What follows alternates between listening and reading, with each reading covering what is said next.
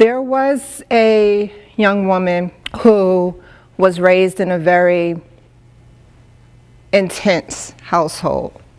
Intense when it comes to love, intense when it comes to faith, intense when it comes to fun, intense when it comes to patience. Also intense when it comes to chastisement. But she wasn't physically abused, she wasn't hurt, she was loved. As she got older, she decided, you know what, I've been through a lot, and said, you know what am I going to do with my life? Where do I go from here? And a mission to try to take life and enjoy every moment, thinking she wouldn't live much longer or much farther than 18, maybe 21. She began to meet people, and she dated, and she had healthy relationships. Then she met one guy. She met him on the bus 12 o'clock at night. This is one of the reasons why I say, don't talk to strangers. You're told that all while you're growing up. Don't talk to strangers. Well, she talked to a stranger on the bus that night. That stranger became a really close friend. That stranger ended up moving in the house with her. She dated him, that stranger, for a long time. When they first started dating, he had 3 jobs. He was only a couple of months younger than she was. Then all of a sudden, when he moved in, he lost all 3 jobs in one day. But to her, that's no problem. We're just having fun. There's nothing serious here. There was some arguing, some play fighting, some pushing and shoving, but nothing out of control. Then what happens is she gets pregnant. And because of all that she had been through, she was told that she would never have kids. And then she finds out she's pregnant, so all of a sudden she feels like she owes him something. She feels like, wow, this is an amazing person who gave me the opportunity to be a mother. So how does he take advantage of that opportunity? He starts cheating on her. He starts hitting her. He starts abusing her. So what's her answer to that?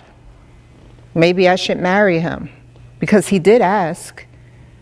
And her parents said, you know what, if you're living with somebody and you're having a kid, you should get married. You don't just live with someone and just have a kid. We're pastors. This is important. You have to think about how it looks to other people. But she had not told her parents totally what was going on. She hadn't mentioned to them that he was cheating, that he was starting to hit her, and all of these other things.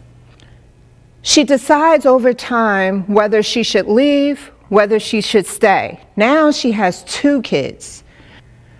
At that point, she still hadn't left. She said, I'm staying for the kids. And then this really quiet voice came where her older son looked, and he said, Mommy, we need a new apartment. No daddy. This came from a 3-year-old, her son, who knew something that she didn't know about intimate partner violence. He knew that this wasn't healthy. Even at 3 years old, he said he couldn't even say the word apartment, but he was able to say no apartment, new apartment, no daddy. From then on, the children witnessed something. She eventually left. As most people do, she left, she came back, she left, she came back. Finally, she gets a restraining order. She moves away. But in that first year of moving, she moved 8 times because he kept following her. He kept finding her. So eventually, she did some things to protect herself. And she moved places, and she had several addresses across several states so that no one can find her. Where is this woman at now? She's standing here on a stage. I'm that woman. I'm the woman who lived through all of that to eventually end up writing my dissertation and getting my doctoral degree based on intimate partner violence. A story that I lived, a story that I help other people live through, and a story that I research. A lot of times we ask the question, why do they leave? Why won't they leave? I got to ask that question so many times. Why won't you leave? When the true question should have been, why do you stay? Why did you stay? A lot of times it's the children. People feel as though, oh, I don't want to be a single parent.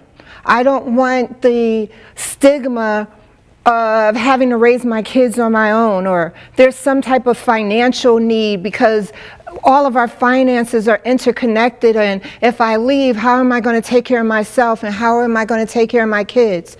Or something that I kind of call religious martyrdom, where it's wait a minute, you know, God or whomever they believe in must be putting them through some test, and their goal is to survive that test and to live through it if they can.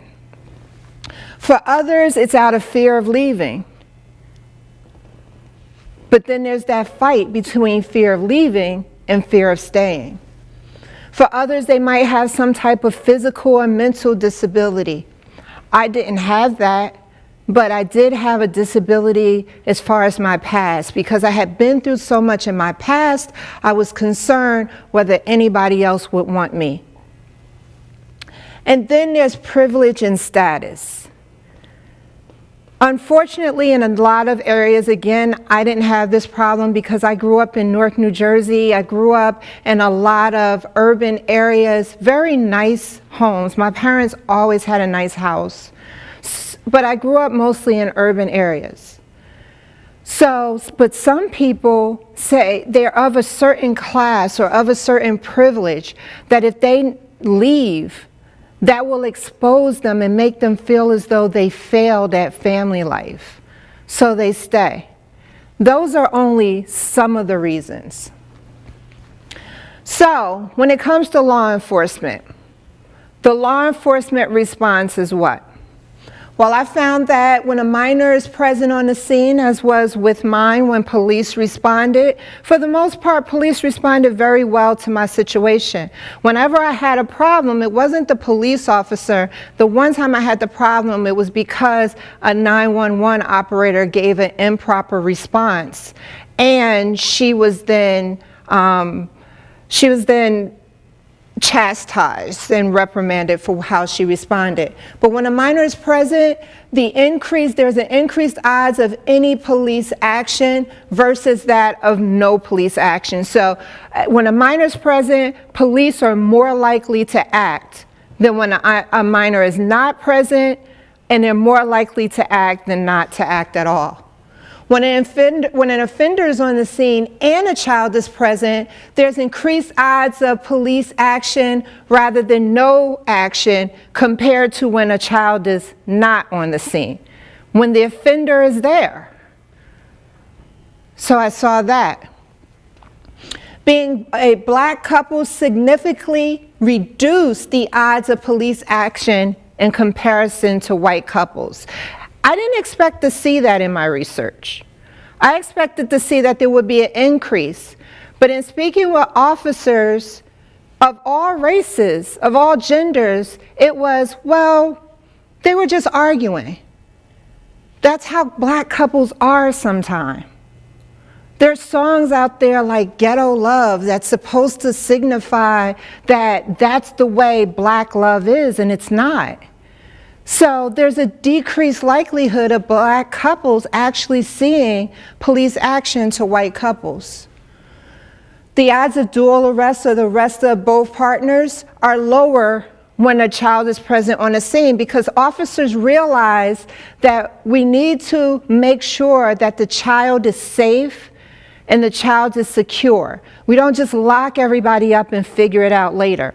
They stay on the scene, they figure it out. Another thing I found in my research, a child's presence on the scene does increase the amount of social support that a police officer gives. When a child is on the scene, a police officer is more likely to make sure that that victim family has pamphlets or has a ride to the hospital or knows, can get in touch with a victim advocate or can reach a shelter.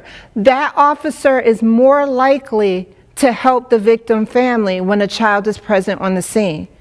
So I'm thankful that my children were present, but at the same time, it affected them a lot.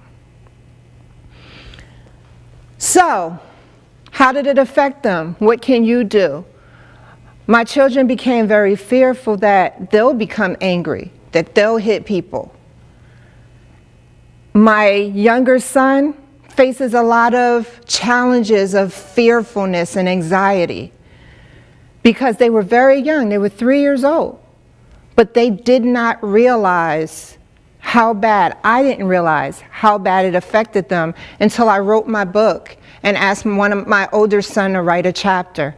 And he was at that time 15 years old. I had not realized how much he's seen. So what can you do? First of all, listen. When somebody's coming to you telling you about their problem, listen to them. What else can you do? Ask what you can do. A lot of times people make the mistake of going in and telling a survivor or a victim of intimate partner violence, this is what you need to do. Ask them how you can help them. Ask why they're staying. Don't assume that they're staying because they're stupid, which is another remark you shouldn't make. You're stupid, you have low self-esteem. Don't attack them. They're already getting that from the person that's abusing them. Don't judge them. Offer a safe place to them. Not your place, but a safe place. Help them find a shelter. Help them find a family member. Sometimes you can even help them find a safe place or create a safe room within their own house if they don't want to leave, and say, if something should happen, lock yourself in this room. There's a cell phone, there's a disposable phone in there, there's food in there, there's something in there for the kids. Help them have that as a safe place. It could be a walk-in closet, it could be a basement, anything like that. Help them find support within their family and outside of their family. Be familiar with how to contact law enforcement other than just calling 911 for them. What are some of the things that law enforcement can do? Because a lot of victims don't realize that they can still go to the police after the incident occurs. It doesn't have to be just when they're in the middle of an incident. That was something I had to learn. And it was a police officer who let me know that. Do not confront the abusive partner.